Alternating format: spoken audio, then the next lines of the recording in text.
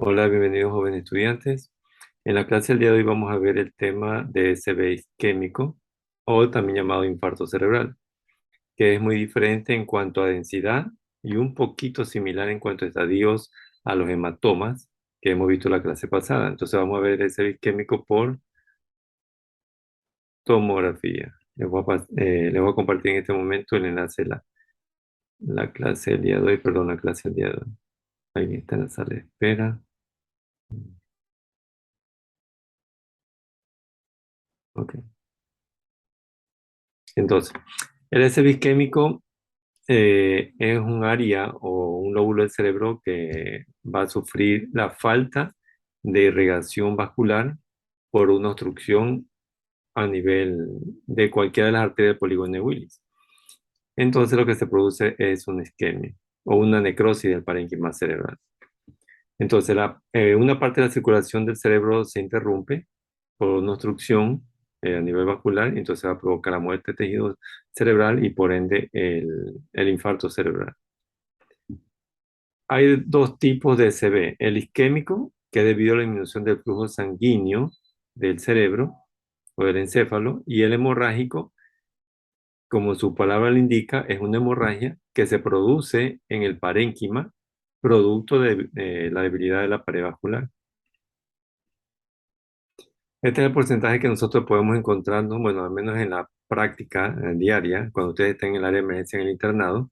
Entonces, vamos a encontrar más porcentaje de pacientes con SB isquémico que hemorragia. El isquémico, recordamos nuevamente, un coágulo que circula en, en la sangre, va a obstruir cualquiera de las arterias polígono de Willis, sea estas cerebrales anteriores, cerebrales medios, cerebrales posteriores, y se ancla en un punto de estas arterias, cualquiera de las mismas, y va a provocar disminución del riego sanguíneo, por ende disminución del oxígeno y por ende también, y finalmente, el área de necrosis a nivel parénquima, que es el llamado infarto. En el de tipo hemorrágico, se va a provocar esta hemorragia porque la pared vascular está debilitada, y esta hemorragia derramada en el parénquima va a provocar también áreas de necrosis y por ende también el SB, en este caso de tipo hemorrágico. Ahí tenemos nosotros un ejemplo del SB hemorrágico y comenzamos a escribir como una tomografía de cerebro simple, donde observamos imágenes. ¿Por qué? Porque estamos observando algunas imágenes, no solo una. Uno, dos, tres, cuatro. Imágenes redondeadas, hiperdensas, con edema perilesional. Esto aquí ya nosotros lo conocemos, esta descripción, porque lo trabajamos en hemorragia parenquimatosa. En realidad, el diagnóstico inicial son hemorragias parenquimatosas porque guardan la misma relación en cuanto a la forma, la densidad y también el edema perilesional que nosotros mencionamos en hemorragia parenquimatosa. Entonces, aquí tenemos nosotros la descripción. ¿Cuándo decimos que es un infarto hemorrágico? Cuando ya sabemos la sintomatología del paciente. Quiere decir, por ejemplo, si el paciente tuvo antecedente de una caída, sufrió un trauma craneoencefálico, llega al área de emergencia, ustedes le realizan una tomografía, entonces le encuentran hemorragia parenquimatosa. El origen de esta hemorragia parenquimatosa correspondería al trauma craneoencefálico, pero si el paciente no tuvo ni un trauma craneoencefálico, pero sin embargo de pronto le llegó con pérdida de conciencia, alteración motora, entre otras sintomatología neurológica, entonces si ustedes van a sospechar, según la clínica, de un SB, entonces esto correspondería a un SB hemorrágico.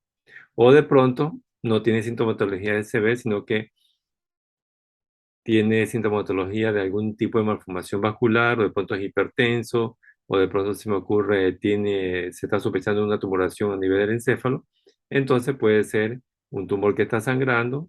Si es que hay uno, de pronto hay algunos, de pronto se me ocurre malformaciones vasculares que también sangran y van a provocar el hematoma parenquimatoso. Es decir, que al inicio, cuando usted recibe la tomografía, encasillan a esta imagen como hematoma parenquimatoso. Después, cuando ya se estabiliza el paciente hemodinámicamente o neurológicamente, entonces tienen que investigar cuál fue la causa. Bueno, de pronto si ya saben que sufre un trauma craneoencefálico, ya la causa es debido al trauma. Depende también del tipo de impacto, ¿no? Y el isquémico es debido a trombosis en la aterosclerosis, en la vasculitis, en traumatismos o por embolia en patología cardíaca, de pronto patologías locales dentro de lo que es el encéfalo o ateromatosis de la aorta o de la carótida. Tenemos que recordar las estructuras de polígono de Willy, la segmentación de las diferentes tipos de arterias y hacia qué lugar va a irrigar, es decir, a qué territorio, si es el lóbulo frontal, lóbulo parietal, lóbulo temporal o occipital. Esta es la pregunta que surge en el momento que ustedes reciben un paciente y están sospechando que se trata de un SB. O sea, ¿qué tipo de tomografía le van a solicitar? La respuesta es tomografía de cerebro simple, una tomografía de cerebro simple. Esa es la respuesta a esta solicitud. Ahí tenemos los estadios del infarto cerebral, el hiperagudo, agudo, su agudo y el crónico, que se da en estos tiempos. Vamos a ver cada uno de los estadios. El hiperagudo se da dentro de las primeras 24 horas, pero aquí este estadio no tiene manifestaciones tomográficas porque es inicial, es dentro de las primeras 24 horas. De pronto, si tienen a la mano, es decir, cerca en la clínica o en el hospital, una resonancia magnética, la resonancia es más sensible para detectar estos cambios del estadio hiperagudo.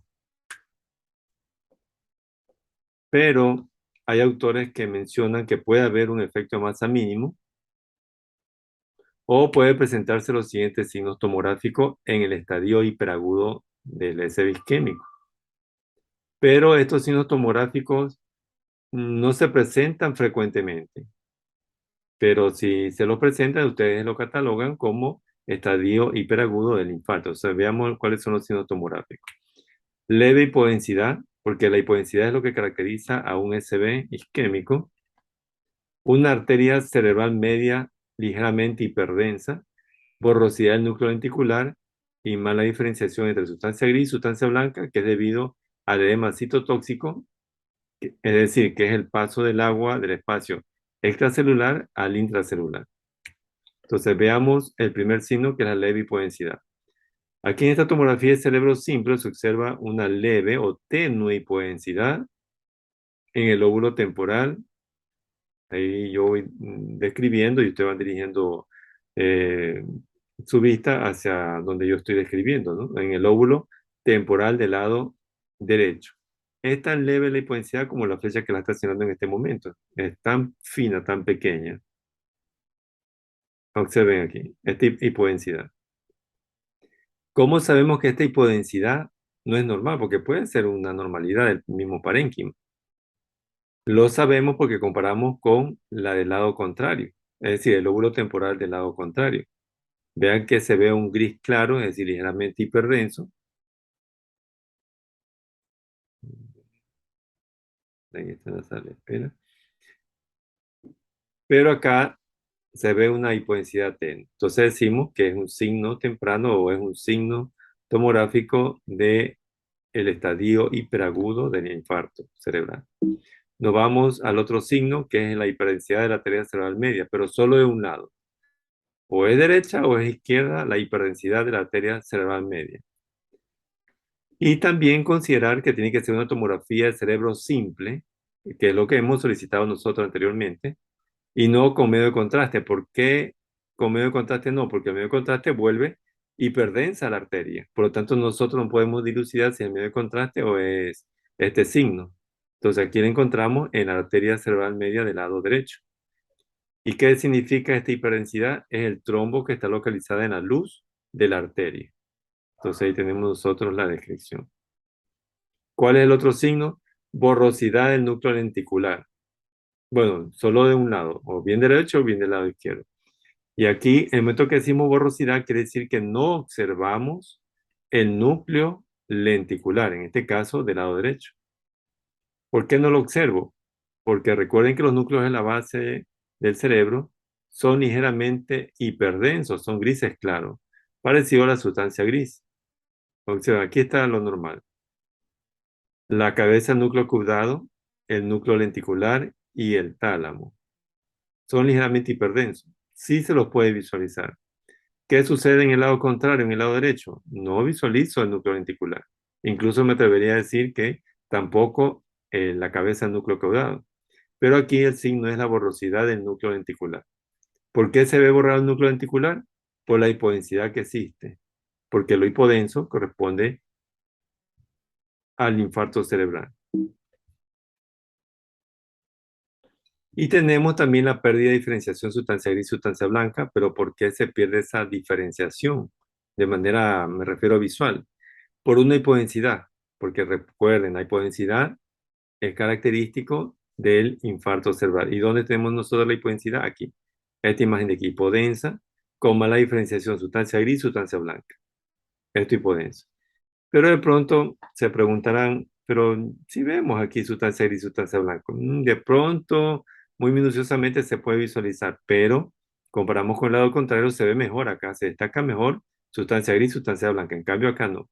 Hay pérdida de diferenciación, ¿por qué? Por esta hipodensidad.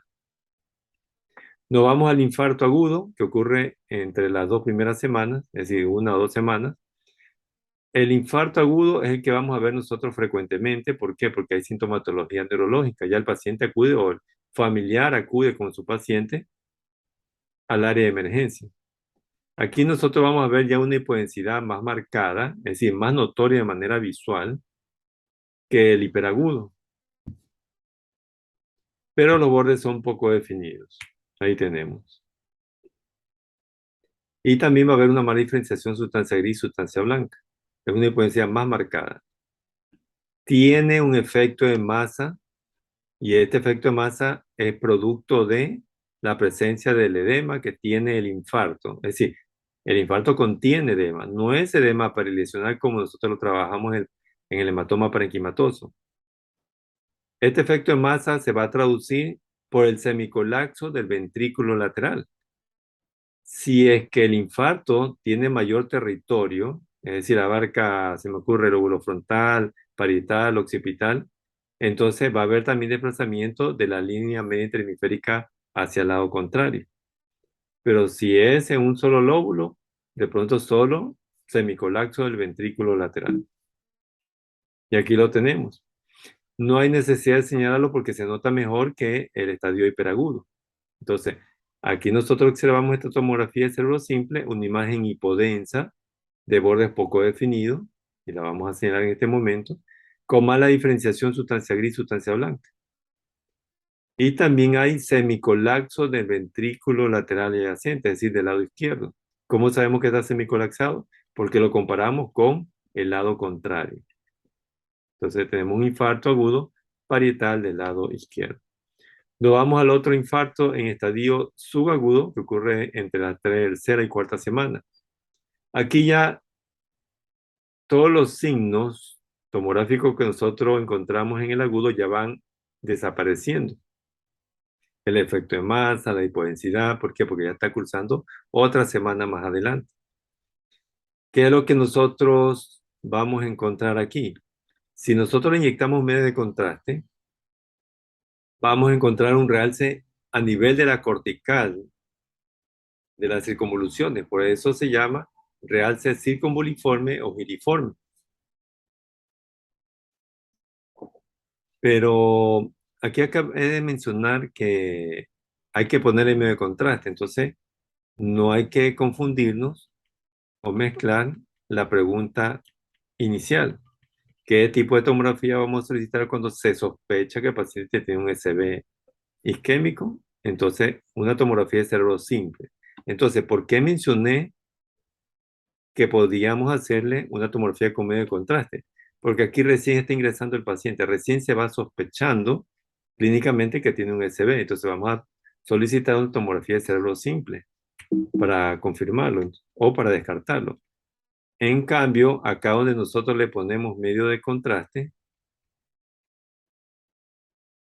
que es en el infarto subagudo, aquí ya conocemos que el paciente está cursando un SB isquémico. No estamos sospechando. Por ende, el especialista, el neurólogo, el cirujano, el médico intensivista, va a solicitarle una tomografía de cerebro simple y con medio de contraste para ver cómo está esa región afectada por el infarto, es decir, para ver la evolución.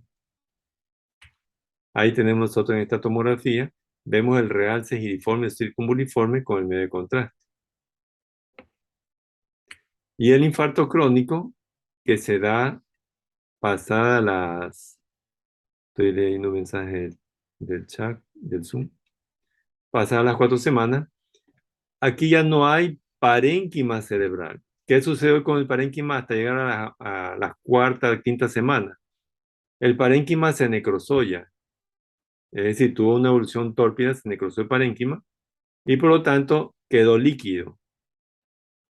A veces este líquido puede encapsularse, puede formar una cápsula y le vamos a denominar quiste porencefálico o encefalomalásico. También podemos encontrar una dilatación del ventrículo lateral adyacente. ¿Por qué? Porque al ser líquido necrótico en este parénquima, que ya está cursando más de 4 semanas de este sebo isquémico, este líquido no va a permanecer mucho tiempo ahí, tiende a reabsorberse. Si se reabsorbe o se va reabsorbiendo poco a poco, queda un vacío. ¿Vacío de qué? El espacio donde estaba el parénquima sano. Por lo tanto, este vacío lo va a llenar, o sea, no es que va a llenar ese líquido, sino que lo va a ocupar un ventrículo adyacente. El ventrículo lateral adyacente comienza a llenarse mayor cantidad de líquido. Entonces vamos a encontrar nosotros dilatación del ventrículo lateral adyacente, como en este caso. Esta hipodensidad que está comprometiendo parte del lóbulo frontal, el lóbulo de la ínsula y el lóbulo temporal, es un infarto en estadio crónico. ¿Por qué? Porque hay dilatación del ventrículo lateral. ¿Y por qué se dilata? Porque esto era parénquima, ahora es líquido, el líquido tiende a resolverse. El parénquima no va a crecer, no se va a reproducir para sustituir este espacio, este hueco, este vacío, sino que es aprovechado por el LCR y llena más el ventrículo, y entonces el ventrículo comienza a dilatarse. ¿Por qué? Porque acá hay un espacio y hay espacio hasta dónde extenderse. Por eso vamos a encontrar nosotros dilatación del ventrículo lateral adyacente en el infarto crónico. Entonces ahí tenemos los 5 estadios y el que ustedes van a ver frecuentemente es el estadio agudo y el crónico por tomografía. Es lo que se va a ver frecuentemente. Y hay que diferenciarlo, el agudo y el crónico. O sea, la diferencia no es la densidad, porque ambos son hipodensos. Bueno, aunque de pronto alguien puede mencionarme o puede comentarme, pero el crónico se ve más hipodenso, claro, se ve más negro, más oscuro que el agudo, porque el agudo es una hipodensidad, pero todavía hay parénquima, pero el crónico no hay parénquima y hay líquido, por lo tanto se va a ver más negro, más hipodenso. Pero esa no es la diferencia, porque el término es igual, es hipodenso. Ambos son hipodensos. ¿Cuál es la diferencia? Que en el agudo hay semicolapso del ventrículo. ¿Por qué? Por la presencia de edema que contiene o que tiene el área de infarto.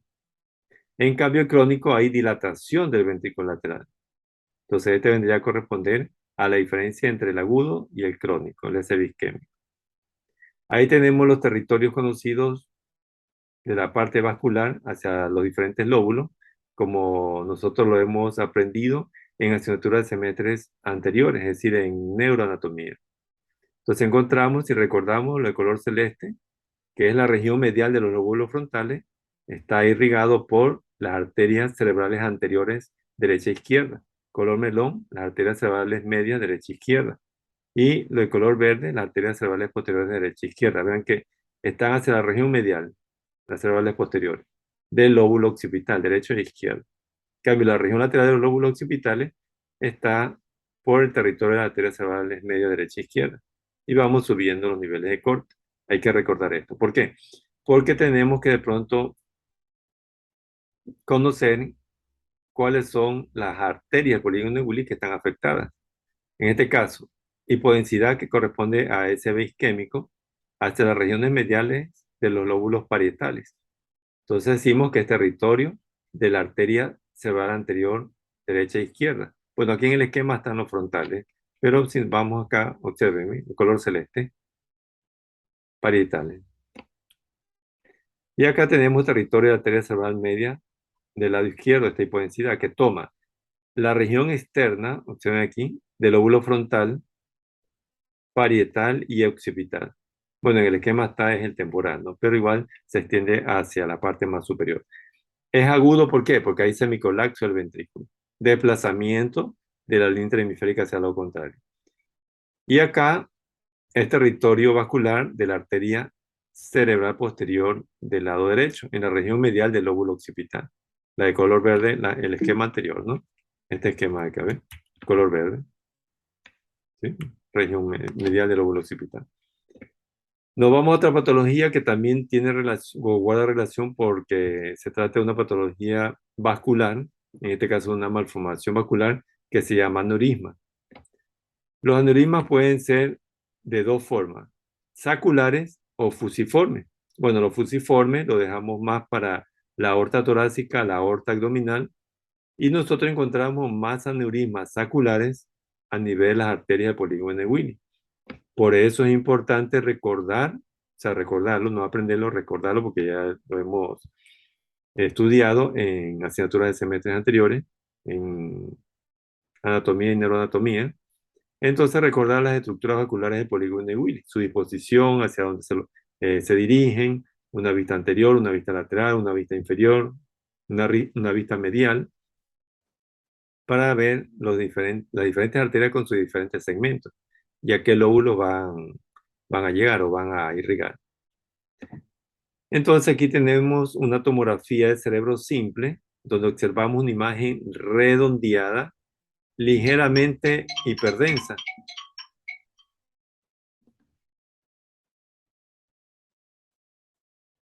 Está localizada hacia la derecha de la región del polígono de Willis. Entonces voy a señalarla, esta imagen de aquí.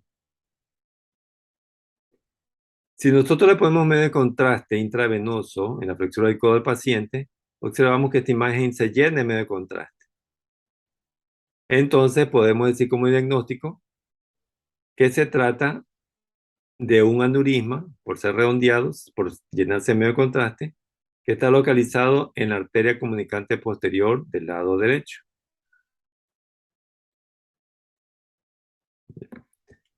Vean que aquí en la descripción de la tomografía de cerebro simple,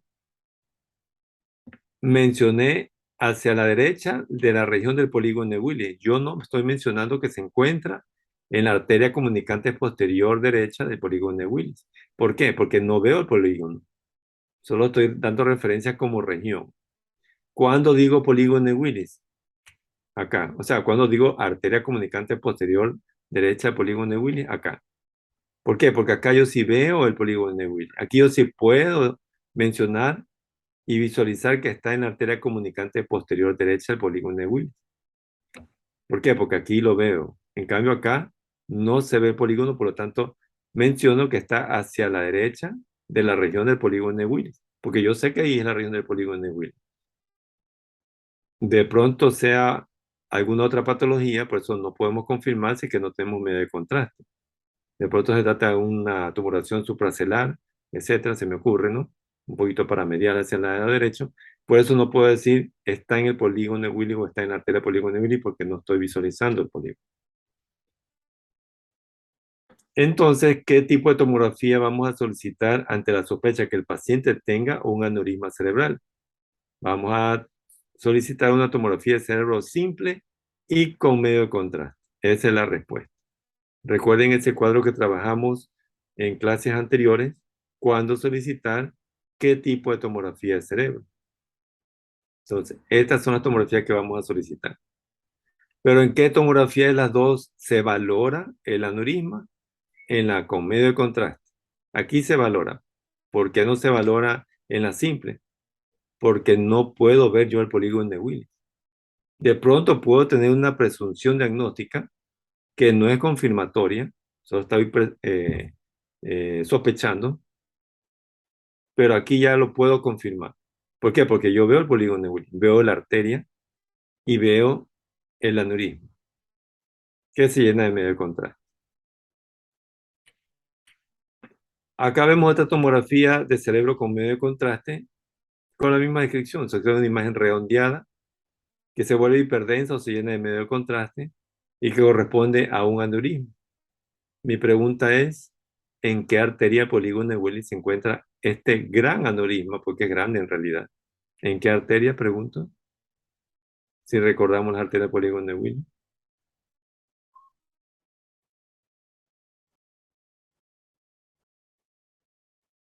Recuerden la estrella del polígono de Willis, ¿no? Compuesta no es un diccionario de arterias o de nombre de las arterias. Son el polígono, a ver, uno, dos, tres, cuatro arterias, cinco arterias nomás. ¿En cuál de Oiga, las cinco? en la cerebral media. Correcto, muy bien, Quito. Muy bien. En la cerebral media del lado derecho, observen. Recuerden, ¿no? La parte anatómica, por eso les decía que es muy importante aquí, la anatomía vascular. Cerebrales anteriores derecha e izquierda, cerebrales medias derecha e izquierda, cerebrales posteriores derecha e izquierda, comunicante anterior, comunicantes posteriores derecha e izquierda. Basilar, vertebrales, por ahí salen una rama a nivel de, para el cerebelo, ¿no? A esta tomografía de aquí le podemos nominar como tomografía de cerebro con medio contraste, está muy bien, pero si ustedes ya conocen que hay un aneurisma y quieren solo graficar, como en este caso se ha graficado y se ha destacado más que todo solo la estructura del polígono de Will, la estructura vascular, y no el parénquima, vean que el parénquima como que está un poquito lejos, solo la estructura vascular, entonces la vamos a denominar angio-TC, ¿ya? Angio-TC, un angio-TC, un angio-TC cerebral. Acá tenemos otra tomografía de cerebro simple. Este es simple. Creo que si recuerdan esa imagen en forma de estrella hiperdensa, donde nosotros mencionamos que se observa contenido hiperdenso en el espacio subaracnoide y cisternas basales, en forma de una estrella. ¿Cuál era el diagnóstico aquí? Pregunto. Hemorragia subaracnoide. Muy bien, hemorragia subaracnoidea, correcto. Pero ¿qué tiene que ver la hemorragia subaracnoidea si estamos en el tema de aneurisma? Porque también otra de las causas de hemorragia subaracnoidea es la ruptura de un aneurisma. Por ejemplo, se me ocurre, el paciente llega a dar emergencia inconsciente, de pronto con sintomatología neurológica, se me ocurre somnoliento, con convulsiones, depende de lo que le haya ocurrido, sin trauma. Ustedes le hacen una tomografía y le encuentran una hemorragia subaracnoidea como este tipo. ¿En qué van a sospechar? En la ruptura de un aneurisma. Pero si el paciente recibe un trauma craneoencefálico, entonces la hemorragia subaracnoidea fue producto de un trauma craneoencefálico. Nos vamos a otra. Bueno, aquí tenemos dos angio-TC. Tenemos un aneurisma grande aquí por el tamaño y porque también está cubriendo las estructuras vasculares. No podemos dilucidar el origen. Puede estar en el nacimiento de la arteria cerebral anterior del lado izquierdo o en el nacimiento de la arteria cerebral media del lado izquierdo. Pues acá sí nosotros encontramos en la arteria cerebral media del lado izquierdo, justo acá. Y para terminar tenemos esta última imagen que se realiza en quirófano, lo realizan los neurocirujanos, que es una angiografía selectiva en una de las arterias polígono de Willis. Entonces inyecta medio de contraste, en lo blanco, lo radio opaco, llena el aneurisma, también se ve las estructuras vasculares, en este caso arteria cerebral, cerebral media del lado derecho. ¿Ya? Pero esta no es una tomografía, porque en el fondo se ve como una estructura ósea, casi como una región aquí del cráneo. Es una angiografía selectiva, ¿no? Es una angiografía, no es una tomografía.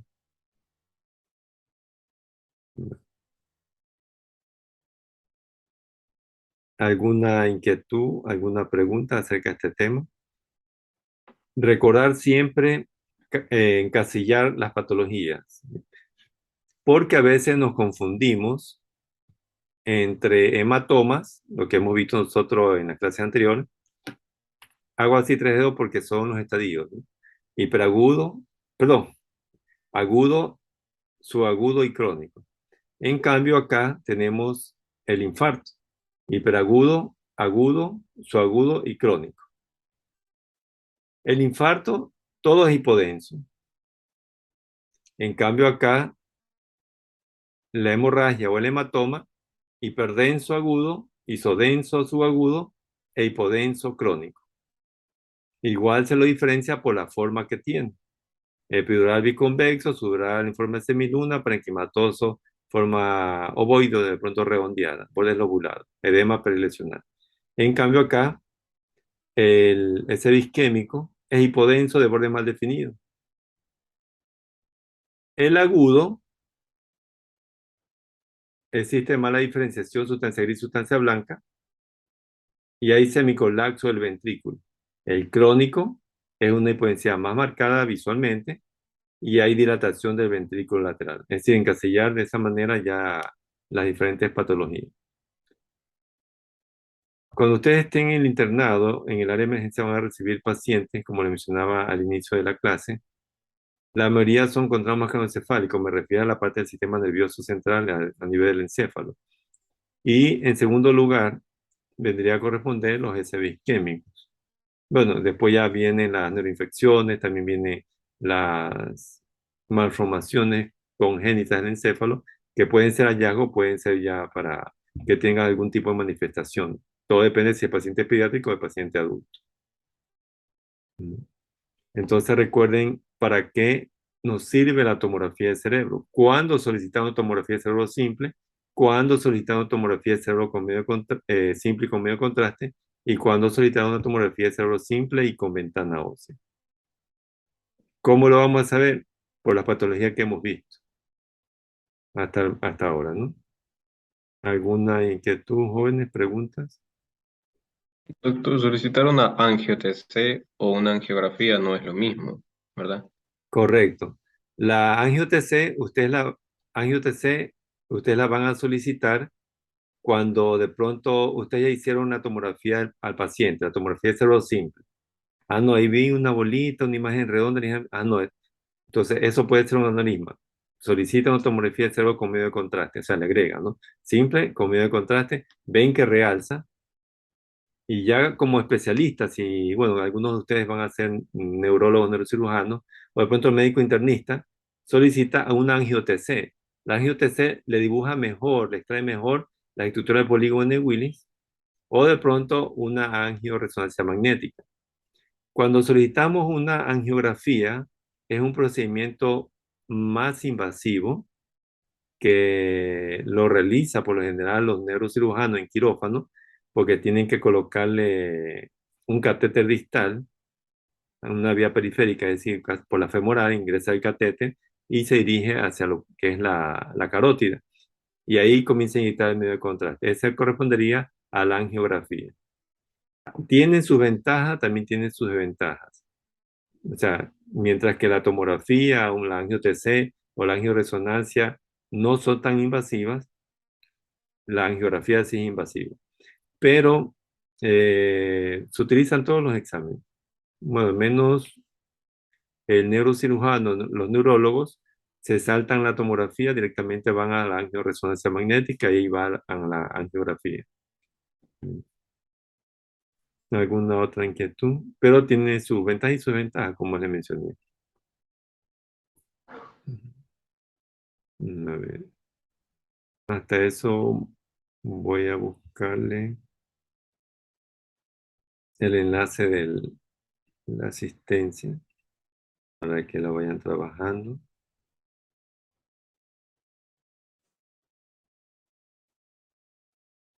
Inquietudes jóvenes, preguntas. A ver, un momentito. Les copio el enlace a través del chat del Zoom.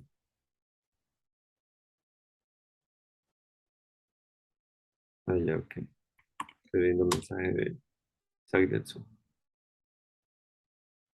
Ya vamos a encender nuevamente las cámaras para hacer otro captura de pantalla. Recuerden tener sus nombres y apellidos en la pantalla.